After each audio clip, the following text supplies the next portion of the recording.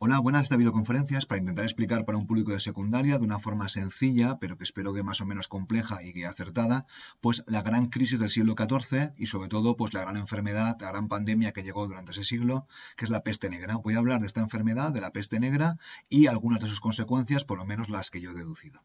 Bueno, a partir de aquí hablemos de la peste negra, que es la gran protagonista del siglo XIV, la gran pandemia que llegó de Asia y causó una terrible mortandad en Europa y en la zona del Mediterráneo. Entonces, antes de hablar de la peste negra, hay que hablar del final del crecimiento, porque esta peste negra no llegó sobre una Europa que estaba en pleno crecimiento, sino que llegó en una Europa que había frenado su crecimiento más o menos sobre 1300. Como ya hablamos en algún vídeo, en alguna clase anterior, Europa había crecido mucho durante la plena Edad Media, pues había aumentado la población, se habían inventado, pues se habían comenzado a utilizar el arado de vertedera, se había usado la rotación trienal, se había eliminado incluso parte del barbecho, entonces la economía europea estaba creciendo y de hecho en 1300, como se puede ver aquí, había 71 millones de personas, que son bastantes. Pero en estos momentos parece ser que no había más espacio para la expansión. Las mejores tierras, las que eran más fértiles, las que producían más, ya se habían ocupado, era complicado rotular nuevas tierras, las cruzadas habían fracasado, no había más espacio para la expansión y se había alcanzado lo que se llama el límite de la productividad. Con los medios que tenían, arado de vertedera, con los caballos, con los abonos orgánicos, pues no había más, no era posible producir mucho más.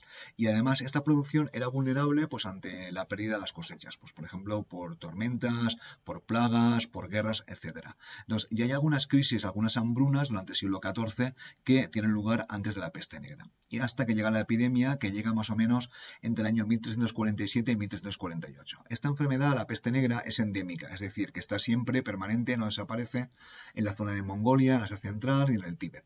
Aparece en Crimea, que está actualmente en Ucrania o en el sur de Rusia. Luego después se transmite a través de los mercaderes a Sicilia y a Génova y desde allí, desde Sicilia y Génova, que eran centros mercantiles, pues se expande a toda Europa. Dura más o menos la primera pandemia entre 1347 y 1351. O sea, estamos hablando de unos 4 años terribles en los cuales pues, gran parte de la población europea del Mediterráneo desapareció. Se calcula, así en términos generales, pero siempre es muy complicado porque no hay cifras concretas, que produjo un 25% de tasa de mortalidad, es decir, de cada 4 personas, una falleció. Hay un historiador llamado Bennett que calculaba que había unos 71 millones de personas en 1300 y había 45 millones en 1400. Entonces, estamos hablando de una mortalidad absolutamente terrible que no ha tenido, pues yo creo que ha sido una de las pandemias más mortales de la historia. Y bueno, una explicación de esta mortalidad es por la pandemia, que la enfermedad es terrible, y también, como ya he explicado, porque la población estaba débil, estaba mal alimentada, y sobre todo en la primera oleada cogió a la población europea absolutamente debilitada. Y luego, bueno, aquí os coloco las oleadas. La del 61 fue también terrible porque afectó a los niños, luego hubo otras en 69, 74, en el 90. Entonces, al final los europeos y la gente del Mediterráneo se tuvo que acostumbrar. Bueno, entonces voy a hablar ahora de las tres variantes, para que os hagáis una idea de cómo es esta enfermedad. La variante más típica es la bubónica, porque se llama así porque te aparecen bulbos de color negruzco, se transmite por la pulga de la rata negra. Entonces las pulgas es muy fácil que te pinchen, que te piquen, ¿no? Produce una hinchación y cuando así una pulga te picaba, si contraías la peste bubónica, pues morías normalmente en un 80% de los casos. O sea, había gente que se salvaba.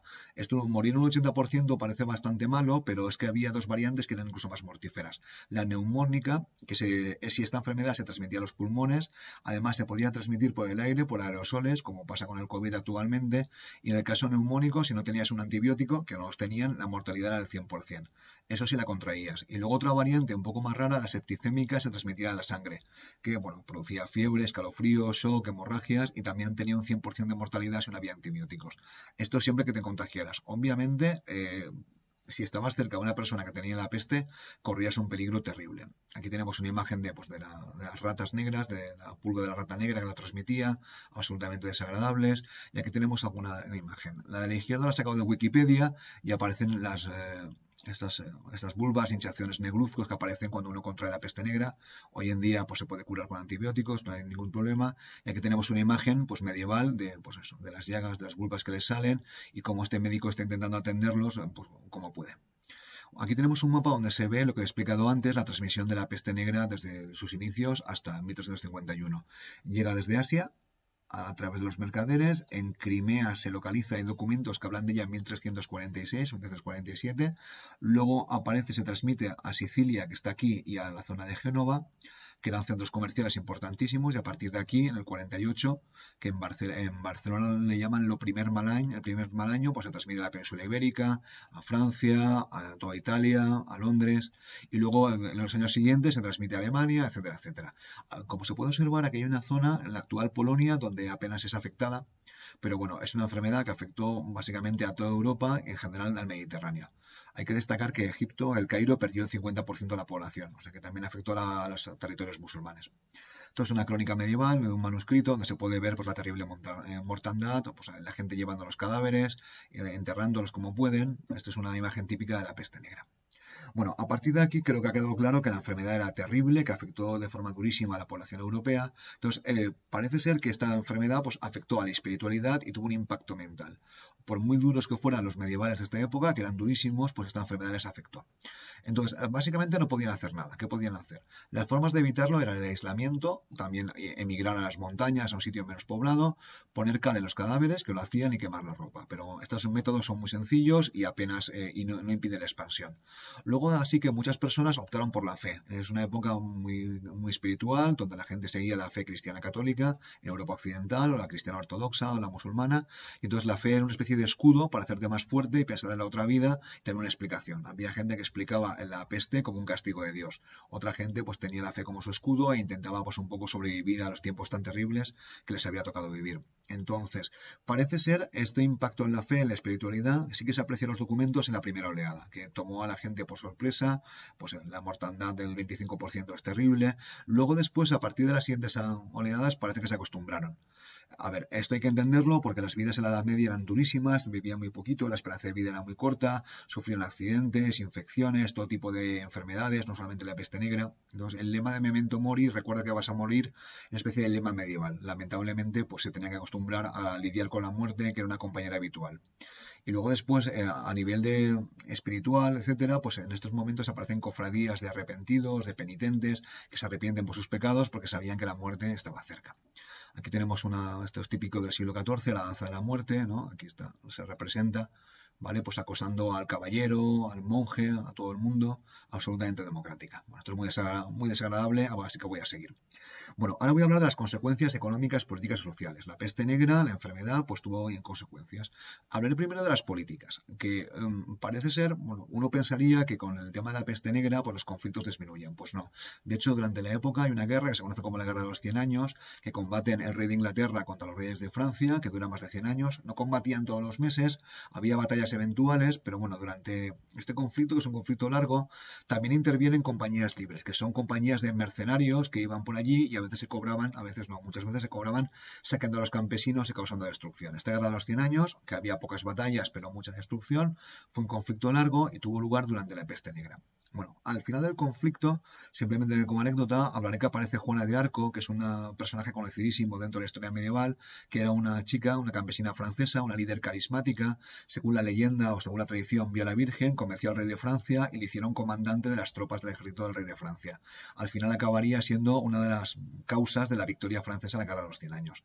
Esta Guerra de los 100 años también se observa el nacimiento, de forma así prematura, de forma bastante sí, de prematura, como acabo de decir, el inicio del nacionalismo francés-inglés. Fue el primer momento donde las personas comenzaron a sentir o a definir como franceses o ingleses. Aquí hay debate, ¿eh? No todo el mundo está de acuerdo con esta afirmación, pero bueno, se suele considerar que el nacionalismo francés-inglés nace en el siglo XIV. Aquí tenemos una imagen de los combates, de la guerra, de los territorios, ¿no? Y aquí se puede ver pues, los combates en París, en Francia. Esta zona que aquí es la zona de Borgoña, de Flandes, que se hace independiente. Esta zona que está aquí es la zona de Guyena, que era el rey de Inglaterra. Pero bueno, esto es la Guerra de los 100 años. Aquí tenemos imágenes porque Juana de Arco es un personaje popular, apareció en Los Simpson, Lisa, esto es una crónica medieval, no sabemos si era así, esto es una peli de Luc Besson que la hace de Juana de Arco Mila Jovovich, y esta es una imagen romántica francesa porque Juana de Arco se convirtió en santa y además en heroína de los patriotas de Francia. Bueno, vamos a hablar de los campesinos, consecuencias económicas. Aquí hay más debate porque aquí hay una paradoja. la paradoja de la mortandad. Los campesinos, al morir muchísimos de ellos, la mortandad fue terrible, resulta que eran más apreciados, porque al morir campesinos había menos para trabajar y los salarios subieron. Con lo cual, como los salarios subieron, pues podían negociar mejor, más y mejor con los nobles. De hecho, antes en la Edad Media, en la plena Edad Media, los campesinos pagaban trabajando. Aquí se niegan a trabajar porque sabían que su trabajo era muy caro y comienzan a pagar en dinero porque ellos podían conseguir más dinero. Estos campesinos, además, de tanto en cuando, pues hacen revueltas, plantan cara a los impuestos, a los nobles. Aquí se les ve una especie de revuelta, ¿no? Peleando contra los caballeros y estaban muy activos y, de hecho, algunos de ellos pudieron haber sido beneficiados por la peste negra de forma indirecta. Y bueno, después hay revueltas, la más conocida es la Gran Jacquerie de 1358 que tiene lugar en Francia, hay otra en Inglaterra en 1381, entonces se observa que los campesinos estaban bastante activos en el siglo XIV. Y como acabo de decir, la servidumbre tradicional de pagar trabajando las tierras del Señor parece que desaparece en Europa Occidental. Bueno, y luego la última consecuencia es el antisemitismo. A ver, no es una consecuencia porque el odio a los judíos, que es el antisemitismo, ya existía con anterioridad. Por ejemplo, durante la primera cruzada, los cruzados atacaron a los judíos de camino a Jerusalén. Los judíos, como sabéis, es una minoría religiosa que en su versión ortodoxa son bastante creyentes, ¿no? Una minoría religiosa que estaban distribuidos en diferentes ciudades. No había un país judío, sino que había pues poblaciones judíos en diversas ciudades de toda Europa. De hecho, en España el barrio de los judíos llaman la judería. Era una minoría diversa, que tenían conexiones y, por supuesto, cuando era una minoría, pues había todo tipo de rumores sobre ellos. Muchos de ellos maledicentes, absolutamente falsos, pero rumores sobre los judíos, sobre que robaban niños, etcétera. Estos rumores son todos falsos, pero creaban bastante mal ambiente y algunos cristianos, algunas gentes en los barrios cristianos, pues les miraban pues, con bastante mala intención. Y luego, además de estos judíos, las leyes, los privilegios de los reinos también establecían diversas prohibiciones o discriminaciones. Algunos oficios estaban prohibidos. Por ejemplo, algunos judíos en algunas zonas no podían trabajar las tierras. Y entonces, en parte porque tenían oficios prohibidos, en parte porque también se les daba bien, los judíos ocupan el espacio financiero, se dedicaban a los préstamos. Esto les era bastante conveniente porque ganaban bastante dinero, además les venía bastante bien porque al haber judíos en todas las ciudades, pues podían crear letras de cambio, podían hacer pagarés, etcétera, etcétera, y prestaban dinero. Luego, además, los judíos, algunos de ellos también ejercían de agentes de los reyes, también se dedicaban a la medicina, y bueno, no todos los judíos, sino solamente algunos de ellos. Pero claro, al hacer de agentes de los reyes, cobrar impuestos y también estar en el negocio bancario de los préstamos, pues mucha gente, pues ya si les tenían bastante manía, pues ya esa manía se incrementó. Y había todo tipo de rumores sobre los judíos que sacaban la sangre, etcétera, etcétera, pues existentes en la época. Entonces, el antisemitismo era importante. Luego, en la práctica, pues se traduce lo que se llama pogromo. Pogromo es una palabra que viene de destrucción, creo, viene del ruso, y es el ataque violento, espontáneo o no tan espontáneo a los barrios de los judíos. De tanto en cuando, pues los barrios de los judíos, sus posesiones sufrían ataques pues de los cristianos. Eran ataques repentinos, muy violentos, es posible que hubiera muertos, también es posible que les expulsaran, les robaban siempre, y en este tipo de pogromos pues les acusaban de todo tipo de crímenes. Obviamente en esta época les acusan de haber transmitido la peste negra. Obviamente había cristianos que les defendían, yo sé de algún papá por ahí que los defendía, pero da igual. Cuando la gente pensaba que habían cometido un crimen, que habían transmitido la peste negra, pues les atacaban. Pues hubo algunos pogromos después de la peste negra en esta época muy violentos. Y estos pogromos a veces eran incitados por predicadores, por monjes ambulantes que excitaban al pueblo y sus peores instintos y acababan en ataques a sus barrios y en robos, violaciones y todo tipo de asaltos obviamente injustificables. Bueno, espero que se haya entendido el tema y con esto he acabado.